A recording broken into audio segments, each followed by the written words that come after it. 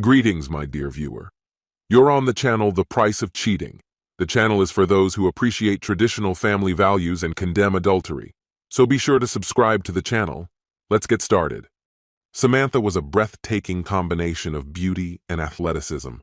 Though some might emphasize was when recounting her story, I don't share that perspective. Before diving into this tale, it's important to understand a bit about who I am, Aiden Terrell. Up until the age of 14, I was a certified troublemaker. Fighting, bullying, shoplifting, and even helping older friends steal a car were part of my resume. That joyride didn't last long, just a few hours, but it exemplified the chaos I lived in. Eventually, my behavior became too much for my parents, and I was placed in foster care. Unlike the grim scenarios people often imagine, my foster experience turned out to be surprisingly positive. My foster parents were strict but fair, instilling discipline in a way I had never known. My foster father, a former college lacrosse player, and my foster brother, who also played the sport, became my role models. Inspired by them, I saved up from odd jobs to buy my first lacrosse stick. They encouraged me to join a league, and soon I found myself practicing with them regularly. It turned out I had a knack for the sport.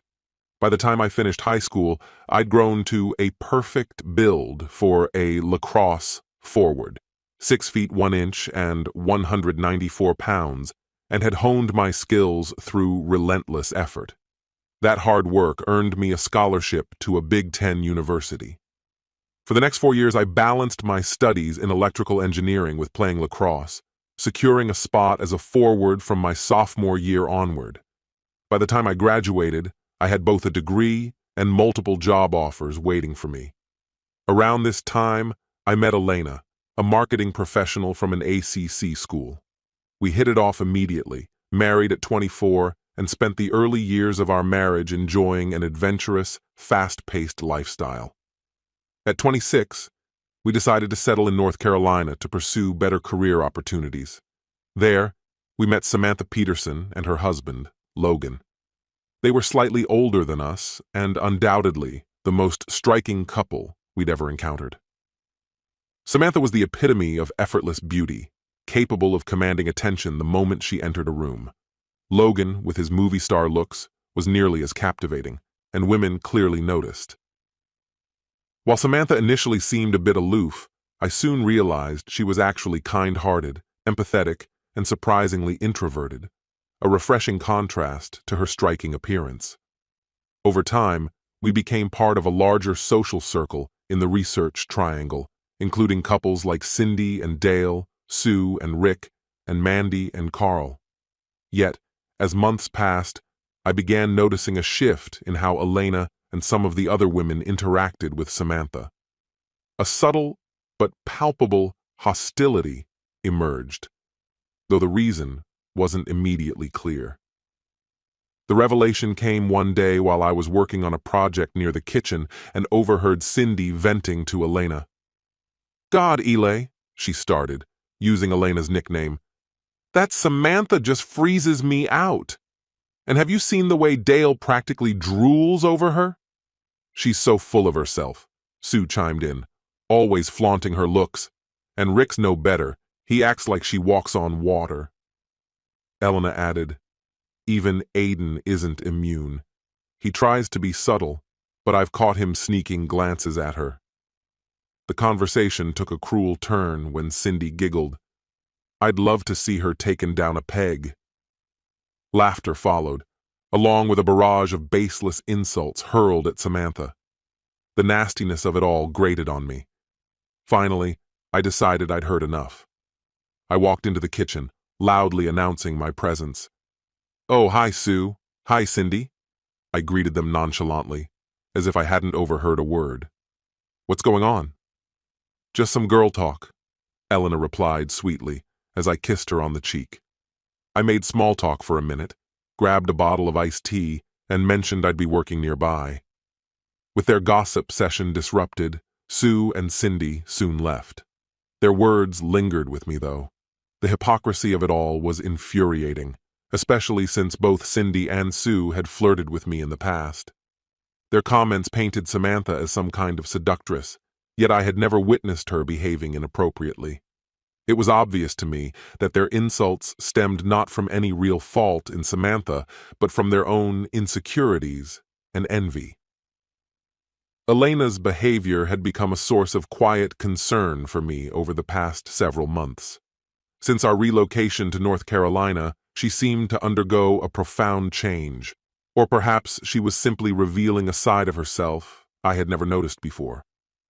Her once warm demeanor had taken on a sharper, more biting edge, and her sarcasm seemed to grow bolder with each passing week. It was a side of her I had never encountered before, and it left me unsettled. In our social circles, there was a peculiar dynamic surrounding Samantha.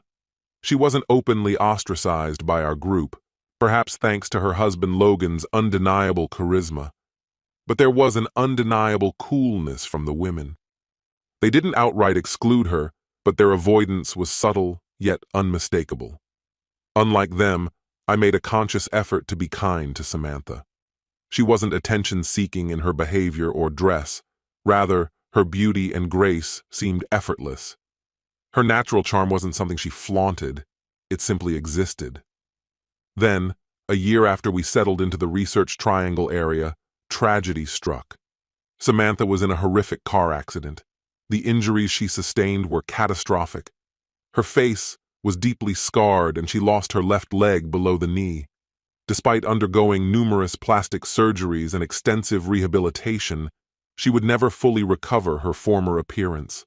The scars on her face, particularly on the left side, were a permanent reminder of what had happened, despite the best efforts of skilled surgeons.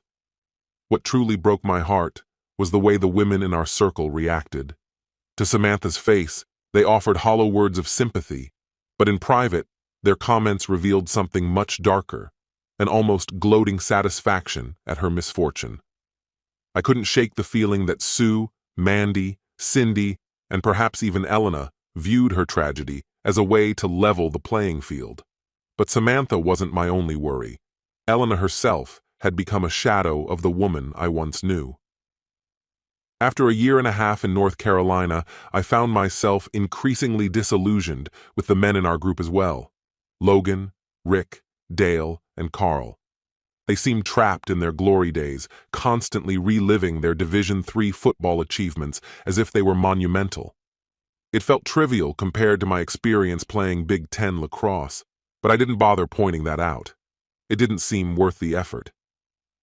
Meanwhile, Elena had grown distant. Her warmth had been replaced by a cold detachment, her focus shifting to materialistic pursuits. When I tried to express my concerns, she dismissed them, accusing me of being overly sensitive or imagining things. Gradually, I distanced myself from the men in the group. I only interacted with them at events involving our spouses, preferring instead to join a recreational softball league, take tennis lessons, and form new friendships with more relatable people. Then, 3 months after Samantha's accident, a pivotal moment occurred. I had been visiting Samantha sporadically during her hospital stay, helping her research the best rehabilitation centers and supporting her through the arduous process of adjusting to a prosthetic leg. One morning, while jogging in a nearby park, I heard the faint sound of sobbing coming from a secluded grove with benches. Concerned, I followed the sound and found Samantha sitting alone, her face buried in her hands. I approached her cautiously and lightly touched her arm. She flinched, startled, but relaxed when she saw it was me. She leaned into my shoulder and wept silently for several minutes as I held her, offering quiet reassurance. When she finally composed herself, she apologized, calling her tears a pity party. "You have every right to feel the way you do," I said softly. "What you've been through is unimaginable. Anyone would struggle after enduring so much." She gave a faint, self-deprecating smile. "It feels so shallow to care about how I look, or about not being able to wear the clothes I used to love or play sports. But I can't help it. I do care. That doesn't make you shallow, I assured her. But it does sound like you're giving up, and you shouldn't. Your life can still be full of meaning and joy. She turned to me with a skeptical look, brushing her fingers over the scarred side of her face. Not with this, she said bitterly, then gestured to her prosthetic leg. And definitely not with this. You're wrong, I said firmly. Your physical scars don't define you. You're still an incredible person, inside and out. There are people who faced even greater challenges and gone on to achieve extraordinary things. She gave a faint laugh, tinged with disbelief. Why even say that? We both know it's not true. I look awful, and Logan clearly agrees. I couldn't help but smile. Then Logan's a fool. She smacked my arm lightly, laughing through her tears. Not funny. It is, I replied, because it's ridiculous for someone as remarkable as you to think otherwise. If Logan can't see that, the problem is with him, not you. She fell silent for a moment before muttering, You're blind. No, Samantha, I see you perfectly, I said. What you need is a new perspective. I proposed that we meet twice a week to work on her mobility and confidence together. I'll be there every step of the way, I promised. If you feel unsure or self-conscious, I'll help you through it. I want you to see the truth, that you're still beautiful, strong, and capable of so much. She resisted at first, but eventually agreed. That decision marked the beginning of a new chapter, for both of us. We started with a leisurely walk along the park's winding path. When she grew too tired to continue, I carried her the final few hundred yards to her car. It was then we agreed to meet twice weekly for an hour, focusing on improving her mobility. Gradually, small but significant changes in her demeanor became apparent. She began wearing makeup again, subtly attempting to mask the scars on the left side of her face. I didn't conceal my growing camaraderie with Samantha from Elena. In fact, I openly suggested she join us, thinking her encouragement could be helpful. She dismissed the idea outright with a curt no, leaving me unsettled by her indifference. By the 6th week of our sessions, Samantha's progress was remarkable. Her confidence had grown, and her mobility was improving steadily. However, during one of our conversations, she confided a troubling suspicion. Her husband, Logan, had become distant, and she believed he was having an affair. When she shared her fears after a session, I encouraged her to elaborate. Though I wasn't entirely convinced of Logan's infidelity, her anguish was clear. Feeling protective, I offered my help. When do you think he's sneaking around? I asked. Saturday mornings, early, she replied. I proposed a bold idea. What if I temporarily disable his car, plant a tracker on yours, and force him to use it? We could track where he goes. With my engineering expertise, I knew I could pull it off. I instructed her, leave the garage door open Friday night and make sure Logan doesn't need his car the next morning. I'll handle the rest. Her expression brightened as she kissed me on the cheek. I returned her smile, aware of the trust we'd built. That Friday, the plan was set in motion. Late that evening, Samantha sent me a coded text. My prosthetic leg's acting up. Got any advice? Using this as my cue, I excused myself from the party Elena and I were attending, claiming I needed to pick up more ice. I made my way to Samantha's house, entered her garage, and swiftly disabled a crucial circuit in Logan's car ignition. I attached a small magnetic tracker to her vehicle before leaving. The entire process was completed in less than 5 minutes. To maintain my cover, I picked up ice on my way back and rejoined the party.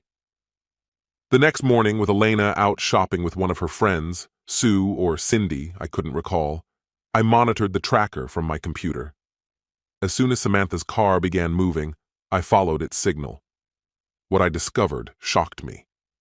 Her car was parked outside Mandy and Carl's house, alongside Elena's car. From a conversation at the party the night before, I remembered Mandy was away for the weekend. Parking a short distance away, I quietly approached the house and peered through the windows. The downstairs appeared empty, but faint noises from upstairs caught my attention. Taking a chance, I slipped inside through the unlocked back door, leaving my shoes by the entrance to minimize noise. Following the sounds to the master bedroom, I witnessed a disturbing scene.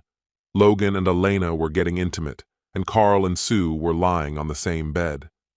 My first instinct, driven by a fiery temper and years of competitive aggression, was to barge in and confront them. But knowing I was trespassing, I refrained. Instead, I took out my phone and discreetly captured several incriminating photos. While some shots weren't perfectly framed, the evidence was undeniable. In 6 photos, each participant was clearly identifiable. Elena's face unmistakable as she straddled Logan, Sue clearly visible with Carl, and Logan's face featured prominently. Although Carl's face wasn't directly captured, his distinctive physique and the setting left no doubt. Satisfied I had enough evidence, I slipped out of the house as quietly as I had entered, retrieved my shoes, and left. My anger boiled over, and, as an act of petty retaliation, I deflated both rear tires of Elena's car before heading to Samantha's home. On the way, fury and betrayal roiled within me. I called Samantha, keeping my voice steady. "We need to talk," I said. "Grab some drinks. You're going to want them." When I arrived, Samantha greeted me with apprehension. Our conversation was brief. At first, she broke down, lamenting, "I'm just a disfigured cripple now. No wonder he—" I cut her off, meeting her gaze. "No, you don't deserve this. Logan, Elena, Carl, and Sue, they're the real monsters here. But trust me, I've got a plan. Could we meet early next week after I've wrapped up a few things?" I asked. "Okay," Samantha agreed, her voice soft as she wiped away her tears. "But you'll have to keep up the act for a little while longer. Logan can't suspect a thing. Can you do that?"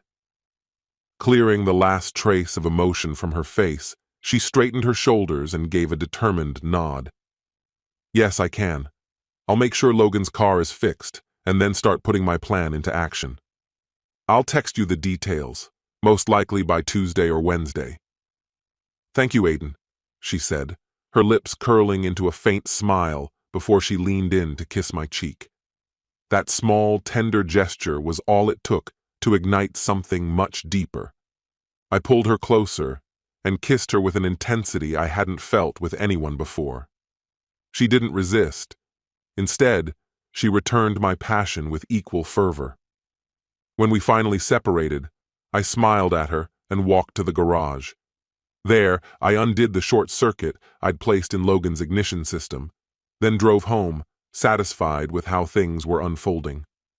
Over the following days, I maintained a facade of normalcy with Elena, careful to avoid initiating physical closeness. My behavior was nearly identical to before, with only subtle differences. Elena noticed the slight shift and even tried to bridge the gap, but I deflected her advances with believable excuses, relying on my established reputation for honesty. Meanwhile, my days were filled with preparations. By Wednesday afternoon, I met Samantha at a cafe near her office. I had doubts about her willingness to agree to everything, but to my surprise, she embraced my suggestions, with only minor revisions. When we parted, our goodbye kiss carried even more passion than before. As I walked away, I saw a radiant energy in her expression, a mix of hope and anticipation. With the plan set to unfold in 3 weeks, our twice-weekly meetings became a routine. Each goodbye grew more intimate, progressing from brief hugs to fiery kisses. To avoid arousing suspicion, I stayed with Elena when necessary, though my interactions with her were detached and mechanical, something she, thankfully, didn't seem to notice. The strategy was running smoothly until a week before the final phase. That's when my carefully measured patience began to wear thin, and irritation seeped into my demeanor, threatening to derail my composure. The breaking point came during a barbecue at Sue and Rick's place on a Saturday evening. It was the usual crowd, and I was relieved this might be my last time enduring the insufferable company of the men in the group. While the women mingled elsewhere, the men, minus me since I wasn't drinking, were well into their 6th or 7th round of beers, sharing exaggerated stories in the backyard. As expected, Logan's crass behavior reached a new low when he made a vile remark about Samantha. He openly mocked her scar and prosthetic leg in front of everyone. Though the audacity of it stunned me, I knew it was in line with his character. "Why do you have to be such a pathetic excuse for a human being?" I snapped, my voice cutting through the group's drunken laughter. "How can you talk about your own wife like that?" I didn't hold back, throwing in sharp insults that questioned his intelligence and his unhealthy attachment to his mother. Logan, drunk and belligerent, took the bait. Fueled by liquid courage and his faded glory as a Division III football player, he lunged at me with fists clenched. "I'll say whatever I want about my wife," he snarled, his face mere inches from mine. "And I'll scar your face too, you—" Before he could finish, I drove my forehead into his nose. The sound of bone cracking echoed as he fell to the ground, clutching his face and groaning in pain. As Logan writhed, Carl, another dim-witted member of the group, decided to step in. He threw a clumsy punch which I intercepted with ease. With one swift motion, I twisted his arm and kicked his knee, sending him crumpling to the ground. I stepped over him, yanked his arm back, and broke it with a sharp twist. Dale seemed ready to join the fray, but I locked eyes with him and growled, "Don't even try it." He hesitated, then wisely backed off. Rick stood frozen, staring at Logan's bloodied form in shock. "What the hell did you do?" he stammered. "Relax, Rick," I said calmly. "Logan and Carl have been sleeping with Sue behind your back. I'll send you proof soon." The commotion drew the women over. Samantha hung back, a satisfied smile tugging at her lips, while Elena stormed toward me in a rage. Her eyes flicked between my bloodied hands and Logan's broken body. "What the hell, Aiden? What did you do?" she demanded. Keeping my tone level, I replied, "Your boyfriends came after me, so I defended myself. You should be glad I didn't do more damage." I strode to my car, ignoring the barrage of accusations from Elena and Sue. That night, when Elena returned home, she stormed into the bedroom, her fury barely contained. "Not that you care," she hissed, "but Logan and Carl had to be taken to the hospital." I stayed calm, my mind already shifting to the next steps in the plan. Logan ended up with a broken nose and a concussion, while Carl walked away with a broken arm and a bruised knee. When I finally replied to Elena, her reaction made it clear that my words caught her completely off guard. "Turn off the light and leave my room, you adulteress," I said with a chilling calmness. "Go sleep in the guest room." She froze for a moment, stunned by my tone, but then quickly snapped back, "You can't talk to me like that." That was the limit of her resistance. I rose from the bed, meeting her defiant stare, and warned her in no uncertain terms.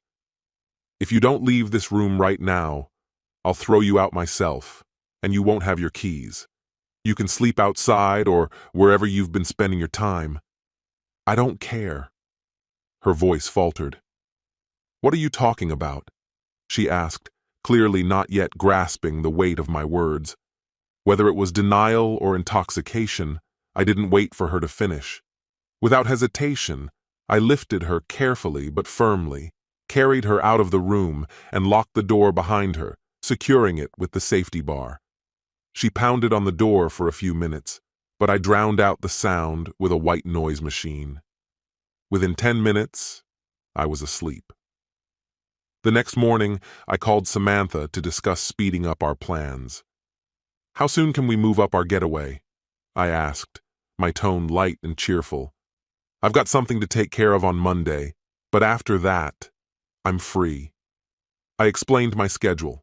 By Tuesday, the servers would be ready for processing, and movers would handle the rest, while Logan and Elena were at work. Elena made several attempts to talk to me over Sunday and Monday, but I brushed her off, insisting we could address everything Wednesday morning. I avoided her entirely for those 2 days, no shared meals, no conversations, until Tuesday.